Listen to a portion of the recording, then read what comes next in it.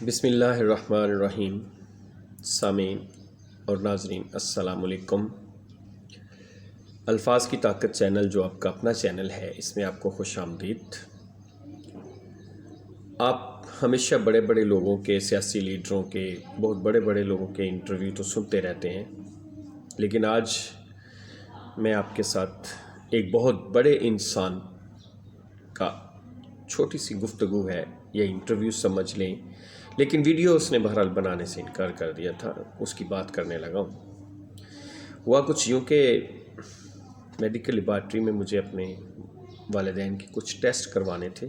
صبح 7 بجے کا وقت تھا، سڑکوں پر کوئی رش ہنگامہ یا شور بھی نہیں تھا۔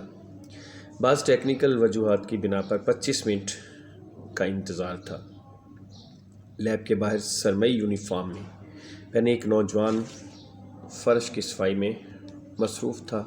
وہ بڑی جانفشانی اور خاموشی سے اپنے کام میں مصروف تھا۔ پتہ نہیں ذہن میں کیا ہوا کہ اس نوجوان کو بلایا اور اس سے گفتگو شروع کر دی۔ اسے قطعاً توقع نہیں تھی کہ میں انتہائی احترام سے اس کی زندگی کے بارے میں بات چیت کروں گا۔ وجہ یہ ہے کہ ہمارے ملک میں احترام صرف طاقتور انسانوں کا ہوتا ہے۔ ویسے یہ آپس کی بات ہے، یہ احترام نہیں ہوتا بلکہ طاقتور کا خوف ہوتا ہے۔ ہمارے ملک میں تہذیب نام کی ویسے ہی کوئی چیز موجود نہیں ہے۔ 90% پاکستانی ایک دوسرے سے شائستگی کے دائرے میں رہ کر گفتگو نہیں کر سکتے۔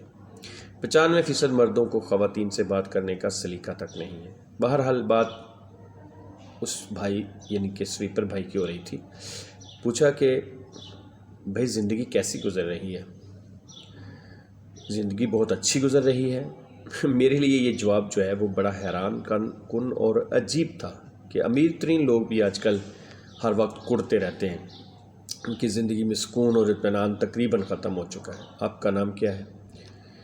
میرا نام افضل ہے، 4 سال سے لیبارٹری میں بطور سویپر کام کر رہا ہوں۔ پوچھا کہ کام کرنے کے اوقات کیا ہیں؟ کہتا صبح 6:30 بجے آتا ہوں اور دوپہر 1 بجے تک کام کرتا ہوں، پھر دوبارہ شام کو 5 بجے آنا ہوتا ہے اور 9 بجے رات تک کام کرتا ہوں۔ ویسے کسی سے اس کی تنخواہ تو نہیں پوچھنی چاہیے، مگر شدید مہنگائی کی بدولت ذہن میں سوال تھا کہ یہ نوجوان گزارا کیسے کر رہا ہے۔ افضل کا جواب تھا کہ 18,000 روپے ماہانہ تنخواہ ہے۔ صرف 18,000؟ اتنی قلیل رقم میں پورا مہینہ کیسے گزرتا ہے؟ افضل کے چہرے پر سکون ہی سکون تھا۔ اوپر والے کا بہت زیادہ کرم ہے، احسان ہے۔ دوپہر کو لیبارٹری سے فارغ ہو کر ایک گھر کا فرش اور گلیاں دھوتا ہوں، وہاں سے 10,000 روپے ہر ماہ مل جاتے ہیں۔ یہ 28,000 روپے بن جاتے ہیں جو میرے لیے کافی ہیں۔ مجھے حیرانی ہونے لگی، صرف 28,000 روپے میں 30 دن کیسے گزر جاتے ہیں؟ نوجوان مجھے بتانے لگا کہ جس دن تنخواہ ملتی ہے 20 کلو آٹا اور 1 کلو گھی خریدتا ہوں۔ گھی کی مزید ضرورت پڑے تو دوبارہ 1 کلو خرید لیتا ہوں۔ سبزی روزانہ خریدتا ہوں۔ میں، بیوی اور ایک بیٹا، 3 افراد ہیں۔ گھر کرائے کا ہے۔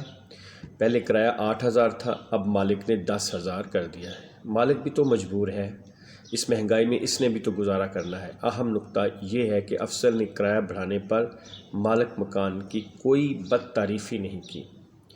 اس سوال پر کہ افضل صاحب آپ سائیکل پر آتے جاتے ہیں، جواب میں نوجوان نے حد درجہ شاہانہ انداز سے بتایا کہ نہیں، میرے پاس موٹر سائیکل ہے، 2 دن بعد 400-500 کا پٹرول ڈلوا لیتا ہوں اور آرام سے گھر اور دوسری ڈیوٹی پر پہنچ جاتا ہوں۔ جس شان خسروانہ سے افضل نے مجھے اپنی موٹر سائیکل دکھائی وہ بہت کم دیکھنے میں ملی ہے۔ سوال کیا کہ مہینے میں 6,000 کا پٹرول خرچ ہوتا ہے، 10,000 مکان کے کرایہ میں نکل جاتا ہے، یہ 16,000 کا سیدھا سادہ خرچہ ہے، باقی تو صرف 12,000 بچتے ہیں۔ اس میں 30 دن کیسے گزارا ممکن ہے؟ افضل نے بتایا کہ مجھے لیب میں آنے جانے والے لوگ ٹپ دیتے ہیں، کسی کی گاڑی کا دروازہ کھول دیتا ہوں، کسی کو سلام کرتا ہوں، 100-200 تو مل ہی جاتے ہیں۔ کئی ایسے دریا دل لوگ بھی ہیں جو 500 روپیہ بھی بطور بخشش دے ڈالتے ہیں۔ موٹر سائیکل کا پٹرول اور روز کی سبزی اسی رقم سے بآسانی پوری ہو جاتی ہے۔ مہینے میں کتنی بار گوشت کھاتے ہیں؟ سوال کا جواب افضل نے ہنس کر دیا، وہ جناب جس دن تنخواہ ملتی ہے صرف اس دن مرغی کا گوشت گھر لے جاتا ہوں۔ نوجوان کی آواز میں کوئی شکوہ یا حسرت نہیں تھی۔ سوچ سمجھ کر پوچھا کہ افضل صاحب بیٹے کو آپ کیا بنائیں گے؟ شاید یہ سوال نوجوان کے لیے غیر متوقع تھا۔ 30 سیکنڈ کے وقفے کے بعد جواب دیا، اسے فوجی بناؤں گا، کیونکہ فوجی ملک کی حفاظت کرتا ہے اور یہ سب سے مقدس کام ہے۔ میرے لیے یہ جواب کافی حیران کن تھا کیونکہ عوام اور فوج کے درمیان جو خلیج پیدا کر دی گئی ہے اس میں متعدد افراد کا شاید یہ جواب نہ ہوتا، مگر افضل کا جواب سنجیدہ اور درست ہے۔ فوج کا سپاہی ملک کی شان ہوتا ہے۔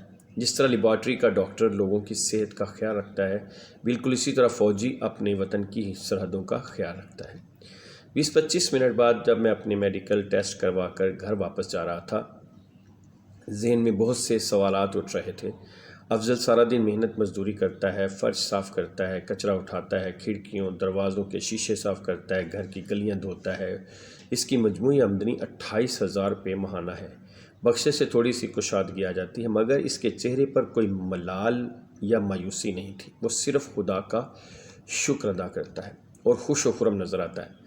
اس کے برعکس ہمارے ملک کا امیر ترین طبقہ زندگی کا ہر پل غصے اور بے سکونی میں گزار رہا ہے۔ جن لوگوں کے پاس 3 یا 4 کروڑ کی گاڑی ہے، 50-60 کروڑ کا گھر ہے، کئی کاروبار ہیں، بے حساب دولت ہے، بیرون ملک اکثر خاندان سمیت چکر لگاتے رہتے ہیں، ان سے پوچھیں کہ زندگی کیسی گزر رہی ہے تو ان کی زبان پر صرف شکوہ اور شکایت ہی ہوتی ہے۔ ڈالر بہت مہنگا ہو گیا ہے، کاروبار میں حد درجہ مشکلات آ گئی ہیں، LC کھلنے میں بہت وقت لگتا ہے، مہنگائی بہت بڑھ گئی ہے، گزارا کرنا مشکل ہوتا جا رہا ہے۔ ارب پتیوں کی بات کر رہا ہوں۔ ایک آدمی جس نے تقریباً 70 کروڑ روپے کا لاہور ڈیفینس میں گھر خریدا اور ساتھ ہی نئی مرسڈیز بھی خریدی جو تقریباً 4-5 کروڑ روپے مالیت کی ہے۔ نئے گھر کا سارا فرنیچر امپورٹڈ ہے جو انٹیریئر ڈیزائنر نے خود لندن، اٹلی اور دبئی جا کر خریدا ہے۔ محل نما رہائش کے اندر سوئمنگ پول ہے، تہہ خانے میں سینما، جمنیزیم، اسٹڈی روم اور ساؤنا لگا ہوا ہے، سسٹم روم الگ ہے، یعنی پرتعیش ترین گھر ہے، زندگی میں کوئی مسئلہ نہیں۔ جب نئے محل میں منتقل ہوئے تو ہاؤس وارمنگ پارٹی رکھی۔ دعوت میں دنیا کے بہترین کھانے تھے، لابسٹر، پرانز اور قیمتی ترین سی فوڈ موجود تھا۔ کھانے کے بعد کافی پیتے ہوئے ملکی حالات پر گفتگو شروع ہوئی۔ موصوف فرما رہے تھے کہ مہنگائی بہت بڑھ گئی ہے، گزارا بہت مشکل سے ہوتا جا رہا ہے، سوچ رہا ہوں کسی مغربی ملک میں منتقل ہو جاؤں، یہ ملک تو اب رہنے کے قابل ہی نہیں رہا۔ پر جناب خدا نے تو پاکستان میں آپ کو ہر نعمت دی ہے جو عام آدمی سوچ بھی نہیں سکتا، بلکہ متوسط طبقے کے گمان سے بھی باہر ہے۔ پھر اتنی ناقدری اور بے چینی کیوں؟ جو اب تک دیکھیے نا، میرے ساتھ والے کاروباری لوگ مجھ سے بہت زیادہ کما رہے ہیں، میں تو کچھ بھی نہیں ہوں۔ زیادہ پیسہ کمانے کے لیے پاکستان سے باہر جا کر کاروبار کرنا اشد ضروری ہے۔ ہاں، ایک درجہ اہم بات، میرے اس واقف نے ایک بار بھی خدا کا شکر ادا نہیں کیا۔ جب پاکستان کے مقتدر اور متمول طبقے کو دیکھتا ہوں تو وہ ایک مسلسل کرب میں نظر آتے ہیں۔ لوگوں کو جانے دیجیے، آپ اہم ترین سیاسی اداروں کے کرتا دھرتا بھی شدید غصے میں ایک دوسرے کی گردنوں پر چڑھ دوڑے ہیں۔ مین سٹریم میڈیا یا سوشل میڈیا دیکھیے تو آپ کو ایسے لگے گا کہ ملک بس اب ختم ہوا ہی چاہتا ہے۔ میڈیا صرف اور صرف منفی باتیں یا خبریں تلاش کرتا ہے، پھر تنتنے کے ساتھ اسے مرچ مسالہ لگا کر پیش کرتا ہے، بری خبر کو مزید برا بنا کر پیش کرتا ہے۔ سیاستدان ایک دوسرے کو نیست و نابود کرنے کے سوا کچھ نہیں سوچتے۔ اپنی اولاد کو اقتدار کیسے منتقل کرنا ہے، اس کے برعکس ان کے ذہن میں کچھ بھی نہیں ہے۔ ان تمام منفی شخصیات اور تلخ ماحول سے گزر کر دیکھیے تو آپ محسوس کریں گے کہ افضل ایک بہت بڑا انسان ہے جس کی زبان پر ہر وقت اپنے مالک کا شکر ہے اور اس کے چہرے پر اطمینان بھی ہے۔